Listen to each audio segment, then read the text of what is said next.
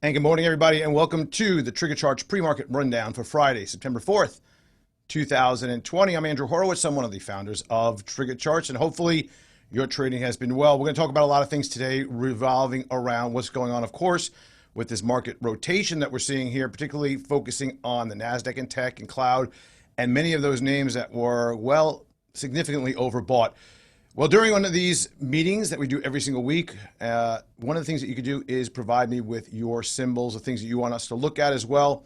But I want to make sure you note, and we see this in the window that you're looking at right now, that of course investing involves substantial risk. There is no guarantee of returns that are discussed here. This is for educational purposes only. Nothing is an offer to buy or sell, a recommendation, a suggestion of any kind related to the markets. So with that, we know we've had a little bit of a rough time over the last few days. I kind of was thinking that we throw up a quick poll and we kind of rotate through these to see the pulse, what's going on with what you're thinking right now. So we're going to put up this poll, and the question is, are you buying, you selling, you're holding, totally shell-shocked from yesterday's action, or are you trading it? That's the big question. Obviously, we know that many of the people that are listening and utilize our tools and our indicators through the TradeStation platform are traders, right? You could be intraday traders, swing traders, you could be scalpers, and all of the indicators that we have work on any time frame. You know that. We're going to be focusing on the Commander series as we do each and every Friday. Particularly the aileron will be in there also, which is a separate indicator. But within the Commander series, we have the altimeter, the autopilot, and of course the radar, as well as the multi-time frame autopilot, which gives you a broad brush view of multiple time frames, right? It tells you where we are from, let's say, a weekly down to a 30-minute. And it's important to understand that because, you know, are we seeing, and this is the big question, are we seeing a substantial change in the overall environment right now? One of the things that happened over the last few weeks that I had noticed, and it was really kind of one of those moments, you know, like, what's going on here, was the fact that we saw a different kind of situation brewing. Because we saw the KRI indicator, which we'll look at real quickly here, which is the key reversal indicator that we have. And that key reversal indicator, it was interesting because what we saw was that for several days, right in this range on the bottom here, let me kind of give a quick circle of this so we can see this. We saw that there was a +4 and overheat. That was kind of in the range over here on the chart. And we saw this overheat, we saw multiple clusters, and that was kind of getting me thinking, we really hadn't seen any of that in this entire range all the way back through, I would say, June. We saw there was a little bit of overheating. A couple of times we got to 4, a little bit of a chop here. And then all of a sudden we get what we see here, which is 4 clusters. See the little red dots there? And those clusters indicate that we are in an oversold, overbought situation. It wasn't the +5s, the +6s that we saw back here in June when we saw that massive correction. But notice the similarities. The similarities are the clusters are bunched together very significantly, right? When we see them bunched together, where you see multiple ones that are in a row, and you see that it's just not coming down, it's not getting normalized, that is a signal. That really troubled me right there. I looked at a few other things. One of the things I looked at and I focused on was the idea that the advanced decline line was really thinning out. In other words, a couple of days over the last couple of weeks, we saw that decliners outpaced advancers on up days. Meaning, and what does that mean? Think about that. Decliners outpaced advancers on up days, meaning something was holding up the markets on the top, but below that there was a problem. And think about what that means for a second. I always look at it as a lake that has been recently iced over in the wintertime. What happens during that time is you get this very thin layer that is supporting things, right? It's just iced over. So you go out and you walk on it. The problem is that it's really not iced over enough. And when the ice does break right on top, it cracks, you go right through into the water. That's kind of what happened. You can look at it also like a sinkhole, right? You kind of like, you know, you're walking along the street, and all of a sudden the sinkhole opens. Yesterday was that opening of that sinkhole or the ice cracking. And what's important to recognize is that even though we can say and try to justify maybe some of the things that are not justifiable, what we could say is that there was something brewing that wasn't quite right.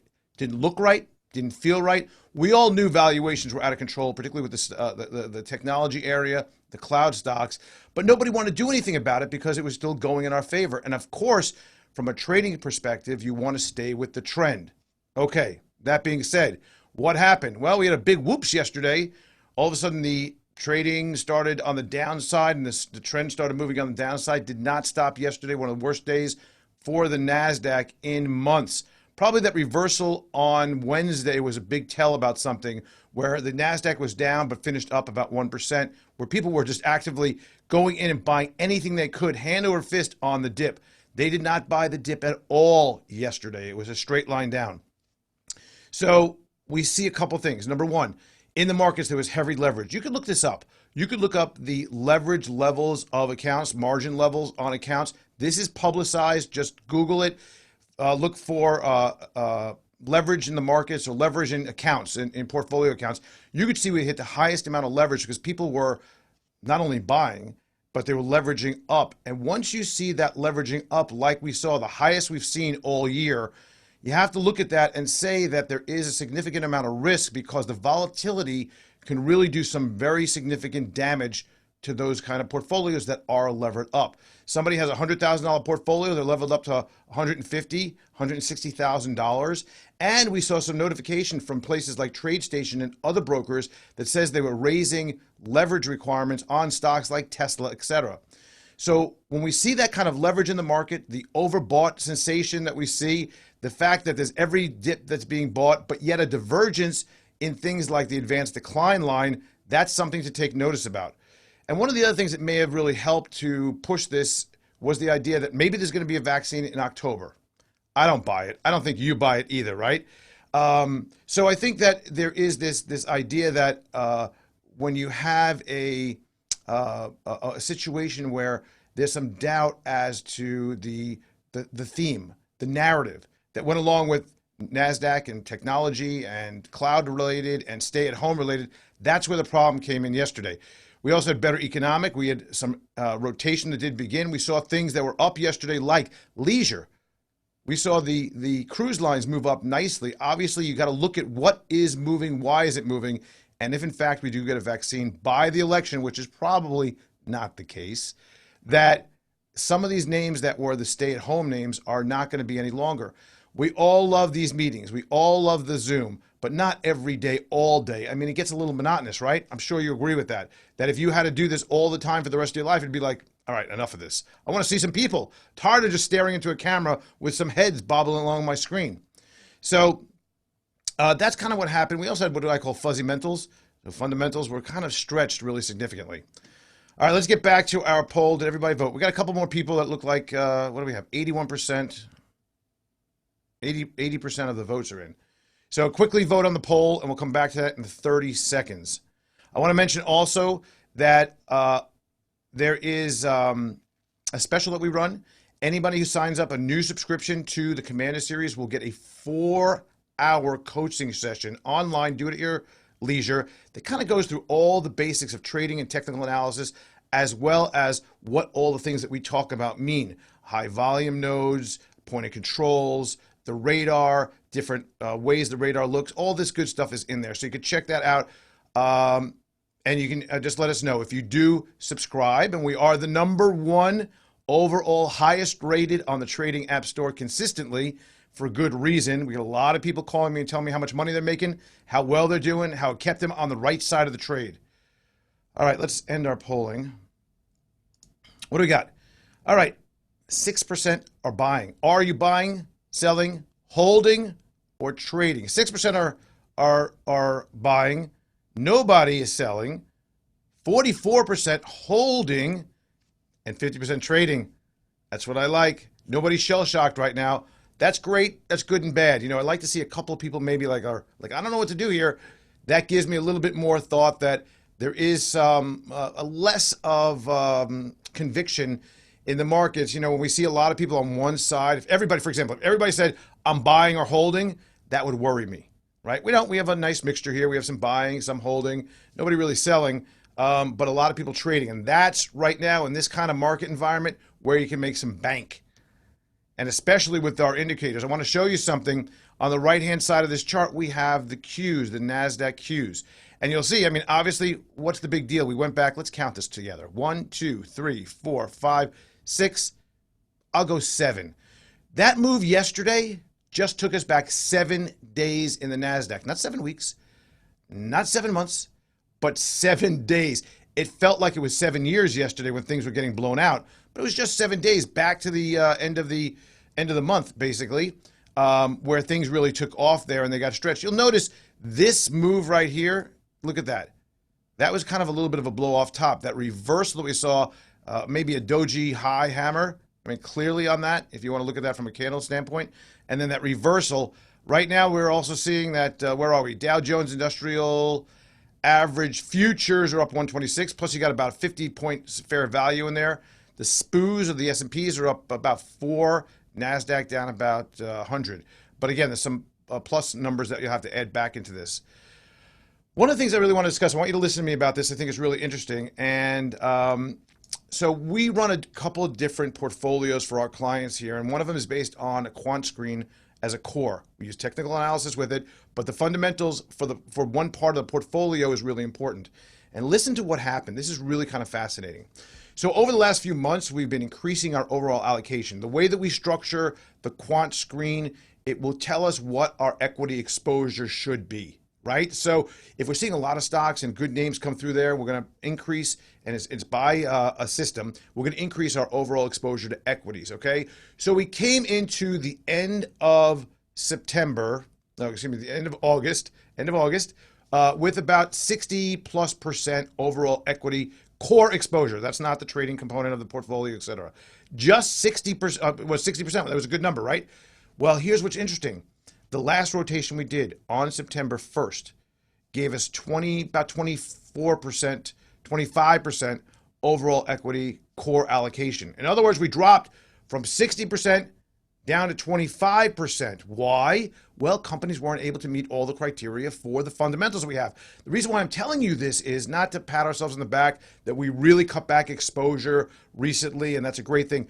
But the fundamentals can tell you a bit of a story, and they can tell you what's happening. And as we saw that valuations were stretched and companies really weren't growing their earnings or their revenue or any of their other components and the ratios really well, and we saw that they were stretched dramatically, it obviously said something and said a very good point. Now, the timing happened to be really good, right? The timing was perfect. You know, we were only down a little bit yesterday when markets were down anywhere from, 3, 4, 5, 6%, depending on what market was. And this is good. So I want you to pay attention to a lot of things and make sure that you don't have any preconceived notions.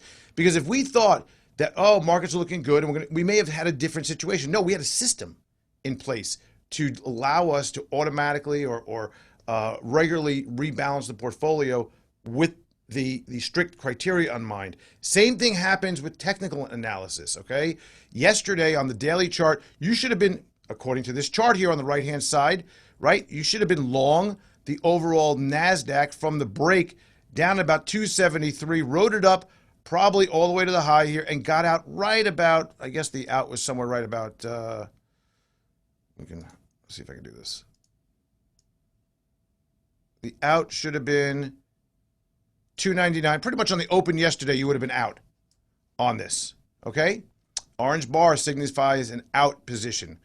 So it's really important to stay with your strategy, stay with your discipline. I think that's really important overall. And when you want to consider where you are in terms of the side of the trade, right, the long, the neutral, or not in a trade, or out, you could pay attention. The gray marks, not in a trade.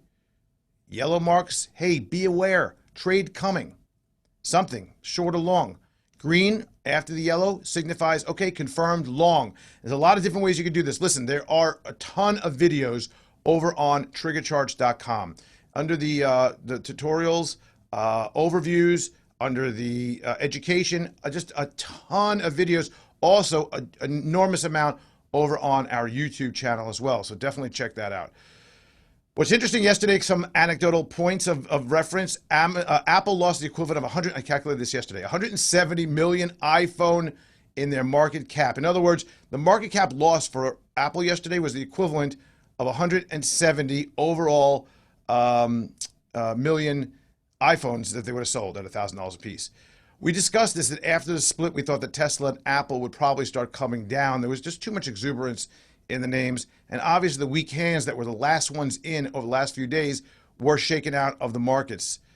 We need to see that. I mean, this kind of move was a little bit ridiculous, that straight up move without any real interruption from 270 to 299 over a period of what, 20 days or so? Michael said, can you customize the colors? Hard to see red-green color for blind people.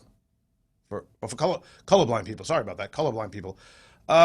You know, you really can't customize the colors. There's so many different color palettes right here, and I understand your situation. We could possibly talk about that. Probably send us an email to info@triggercharts.com, and I'll see if we can figure something out for you. But I understand your point on this, and you know, what you could do is obviously hover over any of these, and it will tell you once, if you do see a pop-up, see on the bottom there where it says long exit and profit watch, those don't show up on any of these, right? But I do understand here you wouldn't know that you were actually long. It could have been just gray, I assume, right there. So that's something. Yeah. Oh, we have a couple of people that have the same problem. Really? Well, that's interesting. Why don't you tell me what would be the color palettes that you could use, and we may be able to set that up. What would be the most appropriate? So both Robert and Michael, please send me a note at info@triggercharts.com. We'll see if our developers can, I guess, code it so that it's a special product for colorblind. I guess we could try to do that. We can figure that out. Where there's a, listen, if it's codable and developable, we can do it. So we'll make sure to do that. Send me that note. Okay, thanks. I mentioned the KRI was overheated. The breadth was horrible. The McClellan was divergence. And once the dam broke, or once the ice melted a little bit or cracked, everything fell through. Economic numbers, we saw better than expected initial claims, just slightly. It's still in the 800, 900,000 people. But manufacturing and services were better. That was good. The employment report today, miraculously, we're a sub 9% unemployment rate all of a sudden, which is pretty amazing. We put on about I think it was 1.1 million new jobs this month. So it's coming down pretty significantly. This is going to be a plateau somewhere. I'm not sure if it's going to be at the 7% range, the 8% range, maybe even 9% if we back up. I was kind of surprised. I would thought we were going to back up a little bit. Remember something about these numbers. They're all statistics. And statistics going to get a little fuzzy. We've seen some things like last month, there was a very decent gain on the overall jobs front, but a lot of that came from seasonal adjusted one-time adjustments for teachers. So consider the fact that, you know, we have to look at these and realize the bigger picture. How many people are still collecting unemployment? What about the small restaurants and the businesses out there that are really going to shut down? Bankruptcies that are looming. In fact, I talked with a headhunter yesterday, and they talked about how the business that they're doing is gangbusters because they are placement for lawyers, specifically for bankruptcy attorneys. Not too exciting there. Next week is a light week, very light week for economics. We have crude inventories, initial claims, CPI, PPI, wholesale inventories, and we're going to talk all about these stocks right now. Please do me a favor, load up the stocks you have in the chat, and we will take a look at some of these names. Let's talk about Tesla's up today. Look at that. They don't want to keep this thing down. I thought this was really interesting. Tesla looked like an interesting short overall. When you look at the name, started coming down. This is the daily chart. We can look at this obviously a little bit longer. This is not Tesla. Wait a second. That's Apple. Hang on a second.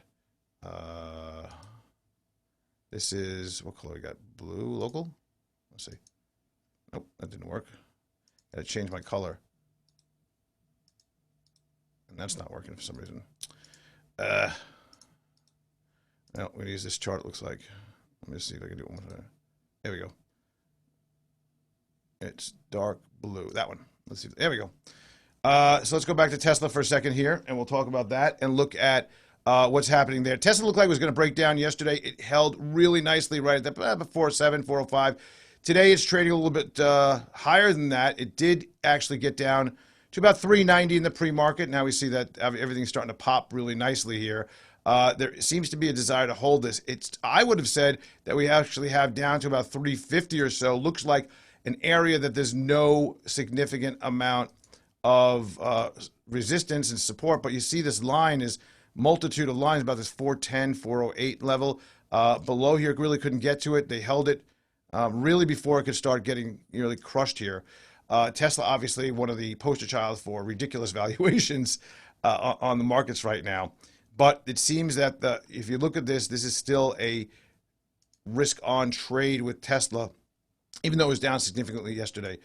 This is another stock that's interesting. This is W down about $7 today in the pre-market. This is Wayfair, came down from about 340, traded down to about 275 yesterday. Once again, when we look at this and we look at the radar here, this is nothing below this level, and I'm not sure why they're holding it up. My target on this was about 266, so we're really close to that right now on that. So 265, right about there. There's obviously a lot more down below this. There's really good support down at 233 if it can get down there, but this short call is really nice overall on that. The other thing you look at here on Wayfair, we take a look at this all the way across, that obviously has been long for 5 weeks, but it got short the daily 5 days ago. It's been short on the lesser time frames, 30, what we got here, 60 and 240s right now. You could change all these, not the 30, but you could change this to 90, 120. You can put 240 here, and you can put daily here, for example. But I always like to look. We talk about this all the time. I'm going to mention it once again, so I just drill this into your head. I think it's really important for you to remember this, that we always, what do? When we do this, we look left, we look left, we look left. We look what's happening on the weekly. All right, this is a Tesla 20 weeks long. We got a short alert on the daily, and we got shorts and short profit on the lower terms. I think that's really important because when we look at this, we want to make sure that we understand that what the long-term and short-term action is, because the longer-term trade is really what would stand out and be the overriding trend for a stock. Small breakdowns, I mean, the overriding trend for Tesla is still long, okay? It was long. Tesla's right. Let me go back here. Tesla was long until a couple of days ago. Weekly is a different story, obviously, but it went, I mean, from 294 to 500 in a matter of 15 days, a little bit crazy. DocuSign came out with earnings last night. It was in a long consolidation. We see that on the daily. Again, we could look at any trading time period you want. The charts are the same. If this chart was a 30-minute, if it was a 60-minute, if it was a 90-minute, it was a 15-minute, and it looked like this, I would be talking about the same thing.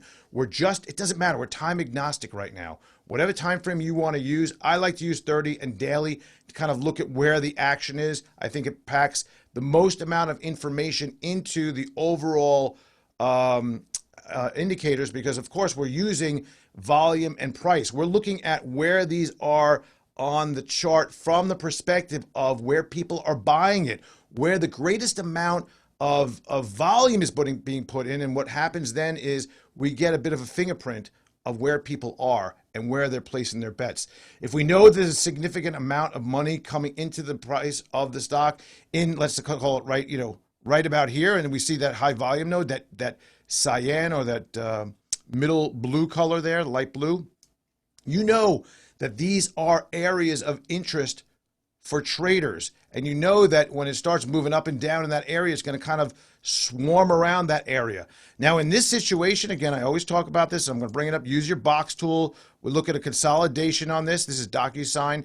Once we got out of that consolidation that lasted from, let's say, July through September, and then it started to pop, the opportunity was there for a significant move higher. Remember this compressed spring that we have, and once that spring gets loose, it pops. Whether it pops up or down is depending on where you're facing, right? But you get this compression, this incredible amount of move that is starting to build up, and when it releases, it's like a volcanic eruption, again, either up or down, and that's what happened here because we couldn't get within there. There was price agreement overall from the range of about 185 to about 225, and that was then busted with their really good earnings results. We see the futures, by the way, picking up nicely. We see the NASDAQ about 100 points off the low from this morning. The ES is kind of hanging around the same levels as is the YM.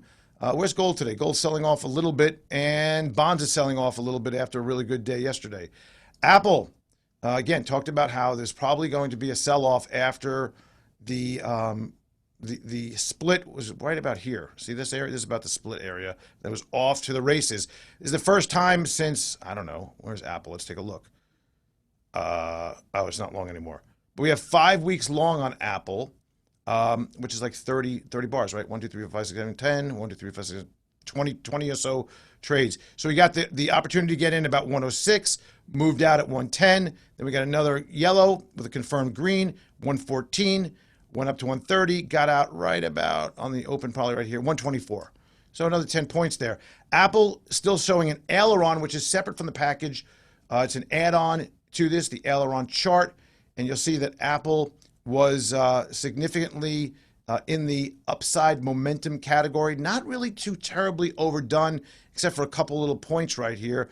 Still, yesterday had some momentum to the upside, which I thought was interesting, but rolling over a little bit. DraftKings, some people like to look at these gambling stocks right now. I mean, again, another sideways consolidation. Probably on a weekly chart, it will show up a little bit better. But you can just kind of, where is that consolidation?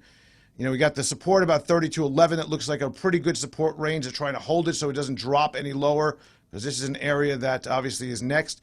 27 got a little bit off its rails in June with everybody thinking that everything was going to open back up. But when we didn't have the gaming, or not the gaming, the sports betting really happening, a lot of teams postponing, a lot of sports not happening, this kind of started going sideways for a while. Right now, a little bit, has a big following, a bit of a cult following. So that's DraftKings. Rocket, this is not much charts going on here, but you know, this is another one. We saw this IPO come out right at about $20 or so. It kind of went up the first day to 27. This is an interesting lesson on IPOs, though. Came all the way back down, right? What I always find is if you see this kind of pattern happening, this is just anecdotal, but you want to watch this. We see an IPO go up, come back down, and then go over the top of where it was once the IPO came out, right? So you got this up, top end here, came down. That's when it starts to really start moving and ramping up, where people believe in it. It's like, yeah, this isn't a bad IPO. A lot of people are buying it. This thing went from 23 up to 34 in a matter of days. Earnings came out and just kerplunked. 34 down to, where we now 26.81 in the pre-markets. RCL was seeing a nice lift off on some of these names. Look at this. This is kind of cool. This is another name I would do like a quick drawing. I would say, well, you know, we got some resistance there, right there. I just clicked. I didn't look at anything. I just saw where my support line was. I clicked right on that support line or resistance at this point, and look at that. Came right up into it twice. We see that it came up here, June. We came up right here and bounced right off. Right now, it looks like it's going to try to get through there. Potentially, we got, what, about $74. We're at 72 and change right now. But all I did was find that prior level of support, prior level of resistance that becomes support. You could do that at any point and find out where you see a lot of connectors. So that was a level right about here. Once you got above there, you really start to see this thing ramp up a little bit. Probably the same thing. What do we have next? CCL. They decided they're going to, this has a lot more to go. They have a lot more problems, a lot more ships, a lot more low-end ships. NCL, another cruise line, starting to pop up also, starting to get a little clearing, but has a ways to go. You take your toolbar, you find out where is that resistance, right about there. That's right where we are. You know, you kind of connect a few lines across. It's right about there. And that's where that can't get above at this point. A lot of overhead. People may have gotten in at the top, and they're thinking about getting out right now. A couple more minutes left here. Let me do something. Let's get to your stocks real quick. FCX. I feel like we've talked about this one before. FCX, great run. Just moved out on a daily basis. Let's take a look at this on a weekly basis. Yeah, beautiful run from 6 to, they do copper and obviously mining. 6 to about 16. Looks like that you have some overhead here at, not much really. I mean, this looks like a pretty good chart, to be honest with you. You got a little bit of overheating here, come back.